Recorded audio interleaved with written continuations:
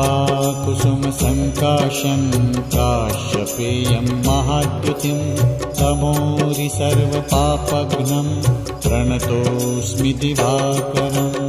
ॐ ह्रां ह्रीं ह्रौं सः सूर्याय नमः। ॐ ह्रां ह्रीं ह्रौं सः सूर्याय नमः। जपाकुसुमसङ्काशं काश्यपेयं महाद्युतिं तमोरि सर्वपापघ्नं प्रणतोऽस्मि दिवाकरम्।